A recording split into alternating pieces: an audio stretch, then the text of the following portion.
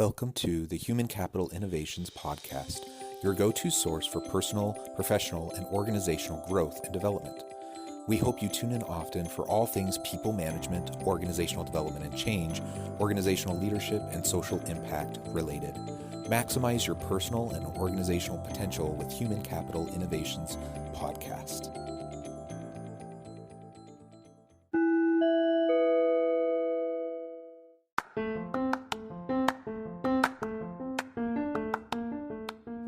Welcome to the Human Capital Innovations Podcast. In this HCI podcast episode, I talk with David Ehrlichman about building impact networks that are making a real difference in the world.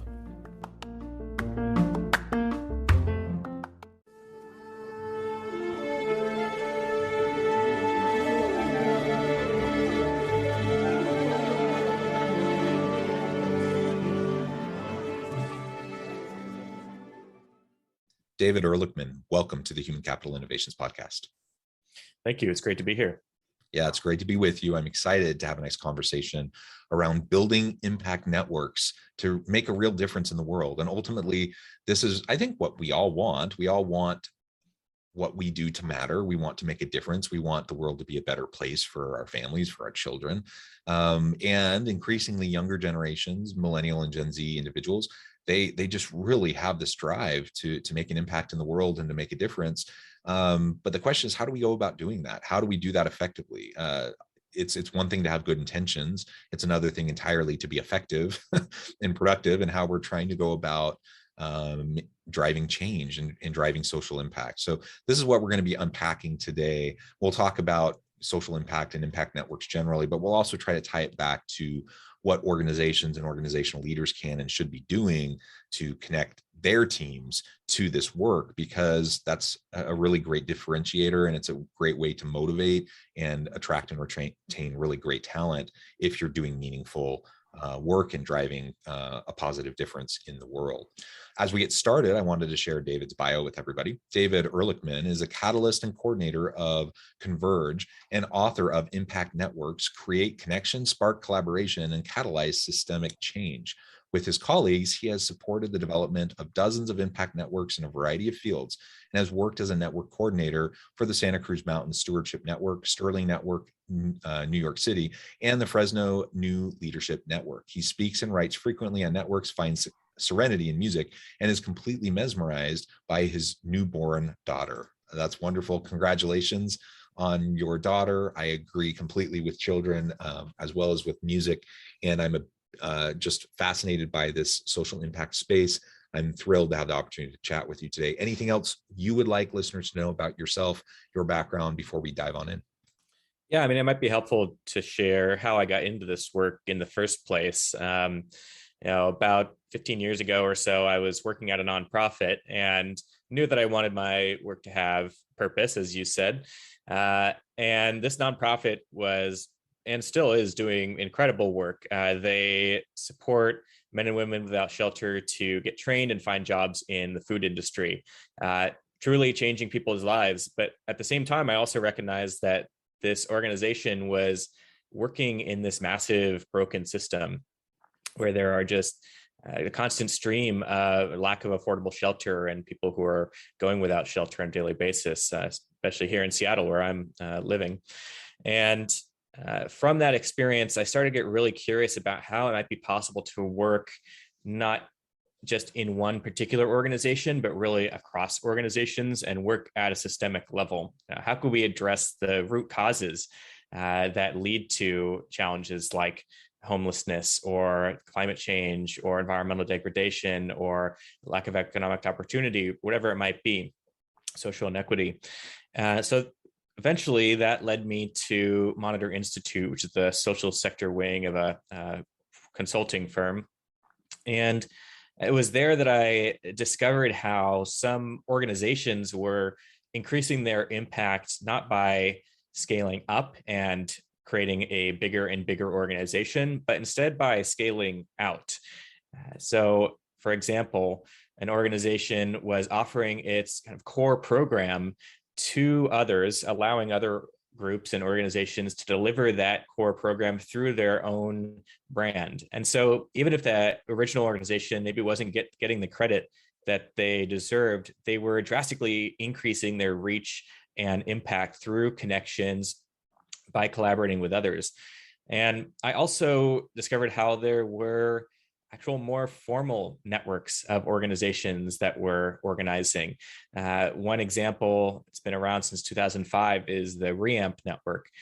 This connects over 140 organizations across 9 states in the Midwestern United States. The purpose that brings them together is to equitably reduce or eliminate carbon emissions across those 9 Midwestern states. And these networks, like RAMP and others, are actually staffed. They're actually dedicated people whose job it is to find the intersections between different organizations, where they do agree, and there's a lot they disagree, and acknowledging that as well. But really finding opportunities for them to support each other's work and to do things together that they could never do alone. And REAMP was extremely successful at shutting down 140 coal plants, stopping any new coal plants from being built. They passed energy efficiency policies and transportation efficiency policies in a number of states.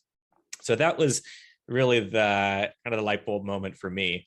I knew I wanted to investigate this type of work across organizations firsthand. And so that's when then I had the opportunity to work in Fresno, California for 3 years as a network coordinator for the Fresno New Leadership Network, which was bringing together organizational leaders across all sectors to revitalize their city. And that led me to work in Santa Cruz Mountains region, which was an effort to steward 500,000 acres of land. And it's a good example of why this work matters. When it comes to large scale land conservation, there's not any one organization or sector who can make the difference on their own. The land is owned and managed by this patchwork quilt of government agencies and academic institutions and land trusts and timber companies and tribal groups.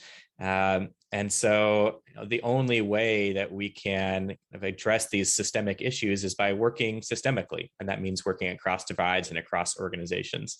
And so happy to get more into that, but that led me to co-found Converge in 2013 and get the opportunity to work with a number of networks and see the common patterns between them. Even though they're different in terms of the why and the what, there's a lot that is the same. Yeah, well, thank you for that background about how you got into the work, and also you did a really good job of articulating the scope and scale of these challenging issues. Right, there's all these different problems and issues we're trying to address, and almost always, traditionally, the way they've been addressed is really just like playing whack-a-mole, because you don't have. Like you said many times over the last couple minutes, you have to take a systems approach to systemic problems. And so if I want to try to alleviate, the homelessness crisis or poverty or hunger or, the impacts of climate change or whatever, like name the issue. And I think I can just start a nonprofit and like actually do that. There's just no possible way, because these are such complex challenges. And if we really want to make a big, meaningful, and sustainable impact, we have to bring people together so that we can look at the problem holistically and recognize, really map out the system of the challenges that we're facing, and then come with more holistic solutions that can truly address those problems. And then that just can't be done in isolation. We can't do that by ourselves.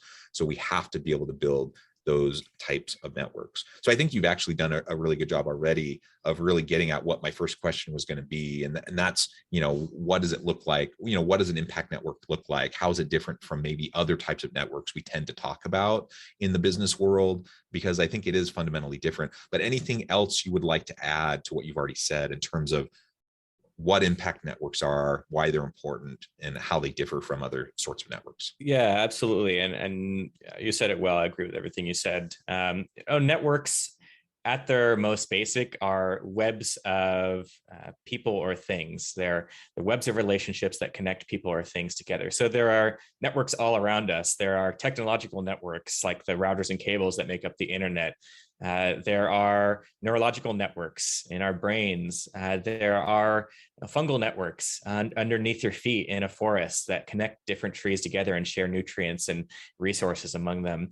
And there are social networks, the networks of people that you come in contact with through your day-to-day and your personal life, through your work.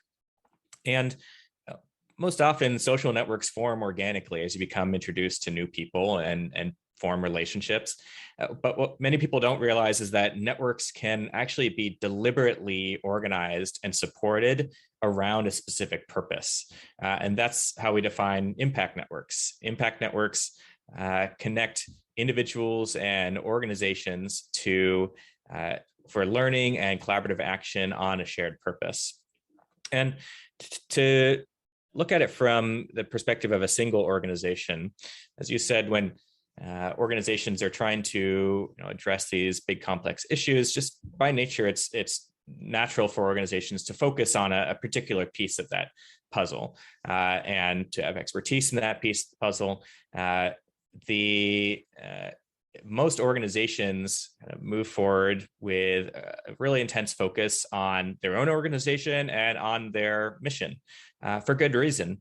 And then seeing other actors and stakeholders and organizations and other groups around them that they could collaborate with to further their own mission. The essential shift, though, is to recognize that we work in these interconnected constellations of actors, and where there are many different groups who also touch on or are impacted by or are working on similar issues. And so initial step is to, instead of putting your organization at the center of your focus all the time, instead putting the shared purpose at the center of the focus. What is the thing that we care about that many other groups also care about, and then connecting the dots between them, actually finding ways to build connection, to strengthen coordination, to collaborate on the systemic level. And that's really what it means to build an impact network. It's finding the shared purposes that align us and then creating more intentional connections around them so that we can do things together that we can't do alone. Yeah, and that sounds wonderful, but it's also not easy to do. Yep, absolutely. So how do you go about creating meaningful impact partnerships to expand your impact network? Yeah, absolutely. It isn't easy. I think maybe expanding on the Santa Cruz Mountain Stewardship Network example that I alluded to earlier. When we bring different groups together, government agencies, timber companies, and tribal groups and land trusts, often folks may see each other as really disagreeing with their own perspectives, or sometimes even in competition, or what they're fighting against. Sometimes in terms of the land trusts and the timber companies, they did not see eye to eye on many things. But in the process of bringing groups together to have real human, honest conversations about the things they care about, if we dig deep enough, there's usually a lot of common ground, even though we disagree a lot about a lot of different things. We might disagree about how to best go about this work, or what we do, or different aspects of it. But all these groups cared about the health and ecological vitality of the land. They cared about defending the land against invasive property development. They saw the risk of catastrophic wildfire, which is a huge issue in that region. And so the question then is, how can we work together and support each other around the things that we do agree on? The point is not to get everybody to do the same thing. The point is not to get everybody to like each other or agree with each other. That kind of conflict can be a really good thing if it's generative. And it's important that we share our honest perspectives and recognize the places where we disagree. And at the same time, there is a lot of overlap, and we can work towards those particular aspects of it.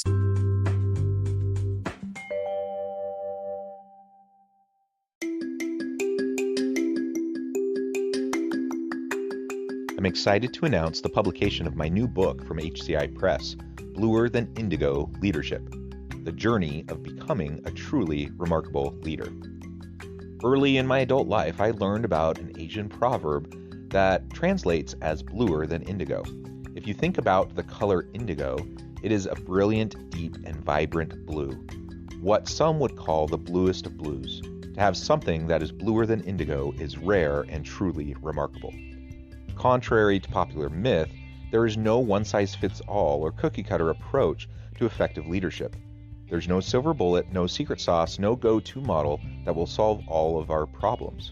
The truth is, great leaders have all had their unique strengths and flaws, and have all had to discover and then pave their own distinctive path in their life's journey to fulfill their leadership potential. Bluer Than Indigo Leadership will help you discover your own path and explore those ordinary, everyday actions that will help you respond to an uncertain future and produce extraordinary results for individuals, teams, and organizations.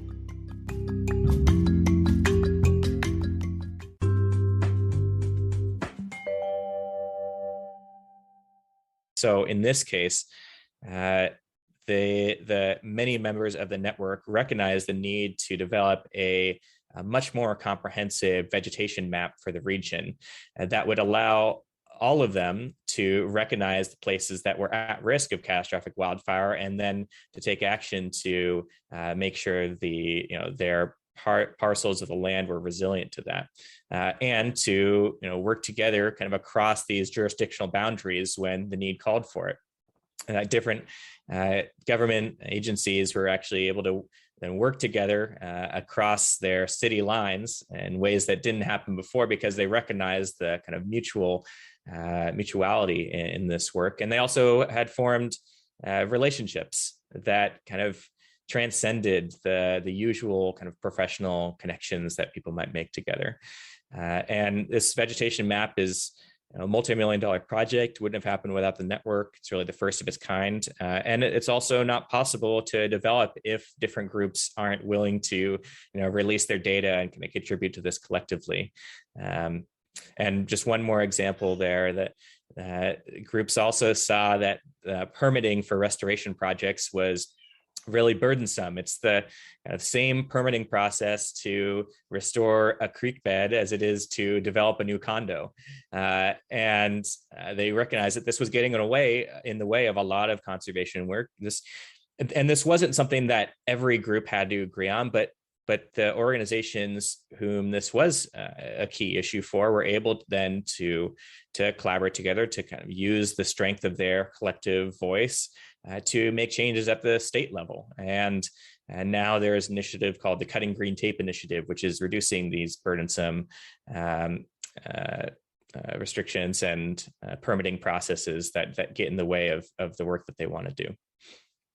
Yeah, those are great examples. And maybe just one more I'll share with you.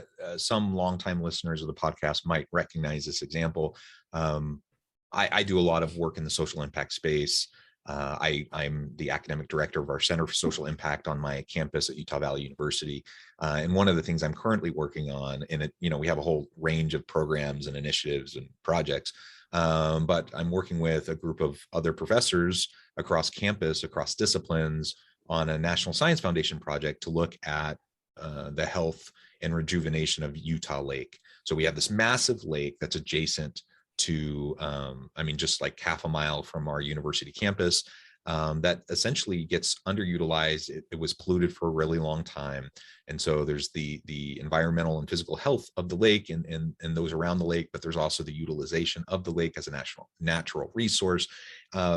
And businesses connected with the lake, all these different things. So we have various physical scientists from around campus. We have a communications professor. We have a geography professor, myself from the business school. Like, we're all working together, trying to holistically tackle this problem, and also recognizing, that there are different municipalities all surrounding the lake. There's an organization called the Utah Lake Commission that is a loose network of some of these different entities, but there's also the state legislature that largely impacts what we can and can't do. There's fundraising efforts to bring about different restoration initiatives. There's all these different things, right? And if we want to move the needle, then we have to try to wrap our arms around all of these different things. Otherwise, nothing ever changes. And ultimately, you just have more of the same status quo each and every day. And that's not good for the lake. It's not good for the community. So all of us have these things around us. You don't have to like travel to another state to find pressing social environmental issues that you could be a part of, that you could help to make a difference with. And one of the really great things about that, I mean, it's not great that we have all these really challenging problems, but it is an opportunity for us to engage. It's an opportunity for us to get involved and to get our people and our teams involved in something that matters. And so, whatever kind of work we do, whatever our product or service in our organization is, hopefully there's deep meaning and purpose that employees can derive from whatever the product or service is. But even if not, you can connect with these impact networks to make a big difference around these other adjacent issues that are in your communities that people can start to make a difference on. And that is a huge, huge motivator for employees. They feel like they're part of something bigger than themselves, and they have an opportunity to contribute here and now, not waiting to make a difference in the future, but actually doing it right now. And we need much more of that. Yep. And I would say too, there are a number of organizations who have number one, kind of taken a network approach in their work, and as I alluded to earlier, finding ways to scale out rather than scale up. But there are also organizations who have created impact networks to work alongside the existing hierarchy. Hierarchies do what they do well, really well. But sometimes we need networks to connect people across the organization in ways that the hierarchy can't. And this was the case in the Google Food Lab, which brings employees and also outside experts together to address big food systems issues. And as you said, it was a great way for employees at Google to engage in something that they really cared about, that was sort of outside the scope of their usual day-to-day. And at UCSF Health, a massive health system, I worked to help build a network that brought people together from across its 10 sites and 12 health disciplines to integrate palliative care and whole person care practices throughout the hospital system. So when it comes to addressing big and systemic issues, it doesn't always mean you have to go outside even the walls of your own organization. You can find ways to connect employees and people from inside and outside the organization around something that they care about. And that can be really very motivating. One thing I also want to say about collaboration in generally is that people in organizations embark on collaborative efforts all the time, thinking they know how to do that, but typically they're frustrated by the results. There's collaboration fatigue. Sometimes the word itself makes people squirm. And why is that? What goes wrong? Well, often I think it's that they're trying to structure the collaboration like they would an organization as a hierarchy with some central authority guiding the work and people fitting into specific roles to move it forward. A key aspect here is that often groups who embark on these collaborative efforts try to plan it all out in advance, identifying specific and measurable outcomes for the effort before people have even had a chance to get together and talk together and learn together. But this approach only works if we already know what needs to be done and how to do it. But the thing is, complex issues that we've been talking about today, they're experienced very differently by different people, and people are affected by the issue in different ways. They'll see things really differently depending on where they stand. And as you mentioned, they're focused on one piece of this large and interconnected puzzle. So in our work to address these really big and wicked complex issues, we can't plan it all out in advance.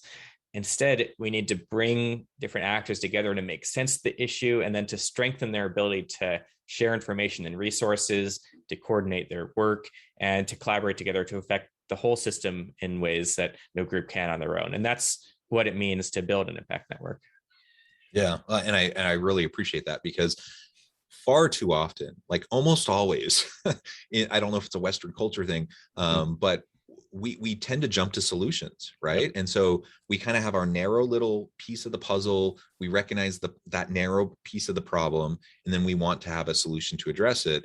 And inevitably what ends up happening, because we're not talking to the broader, set of stakeholders, is there just, regardless of whatever our good intentions are, there's unintended negative consequences that are ripple effects of what we are trying to do, because we're only playing whack-a-mole, and only taking one little tiny slice of the issue.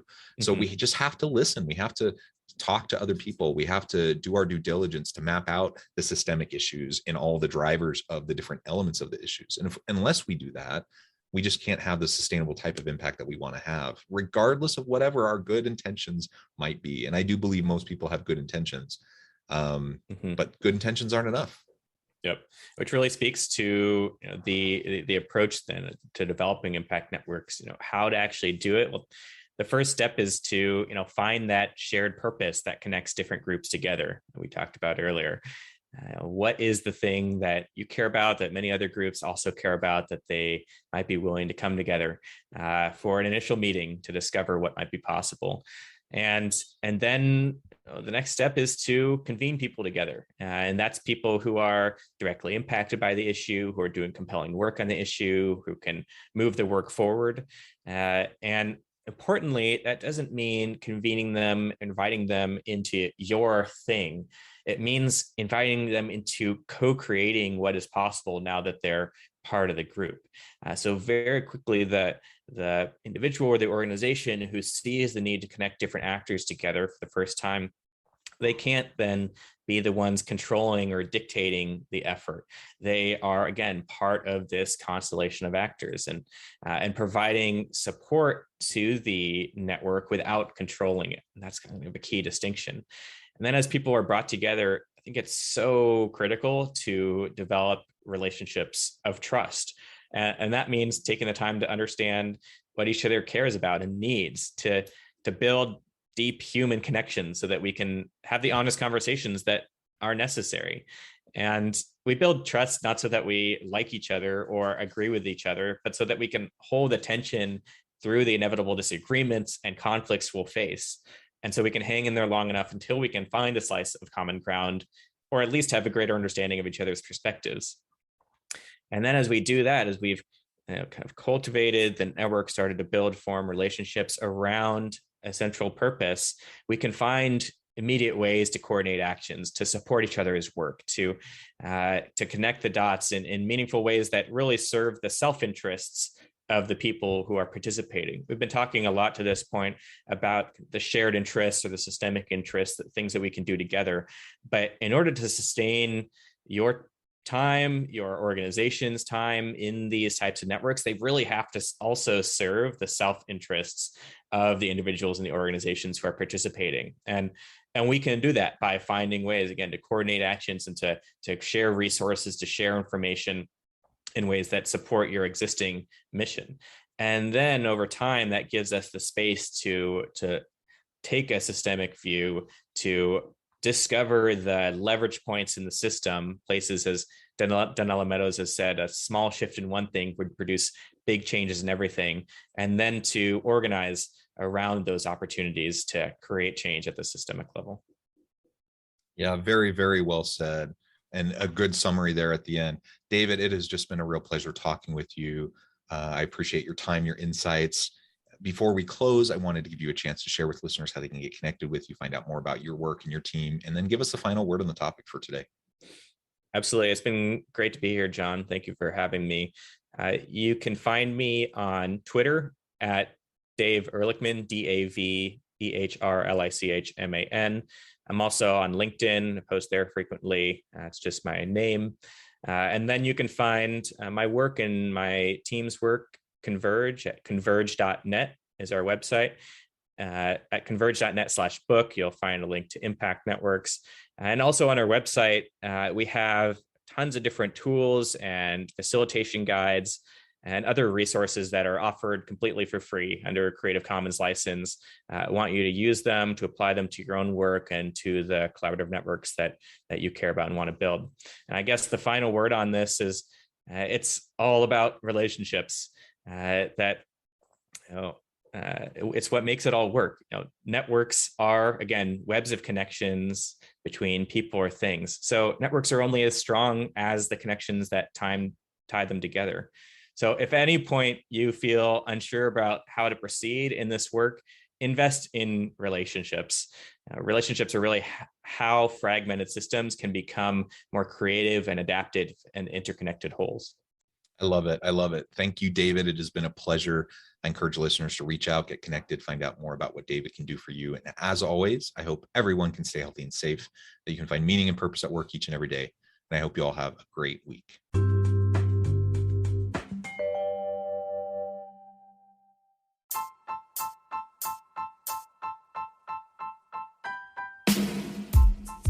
The alchemy of truly remarkable leadership. Ordinary, everyday actions that produce extraordinary results. Consider how the nature of work has shifted over the past 50 years. With increased globalization, rapid technological advancement, and the shift in economic composition, the average job of today looks very different than the average job of 50 years ago. What will the jobs and organizations of tomorrow look like?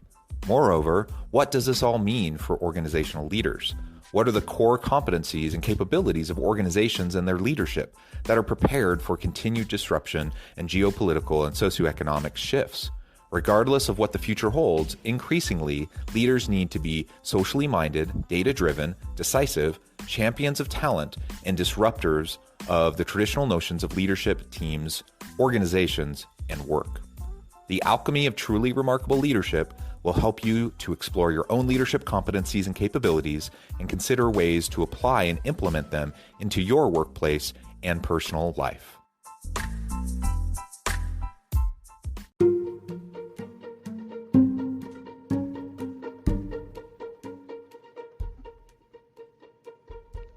Check out Human Capital Innovations magazine, Human Capital Leadership.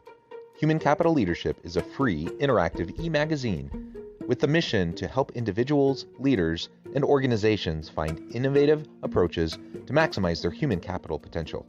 We publish issues quarterly in August, November, February, and May. Take a look at the latest issue and let us know what you think.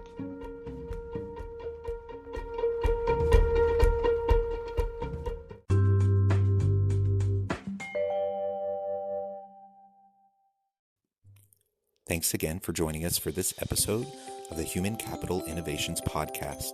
I hope you stay healthy and safe and that you have a great week.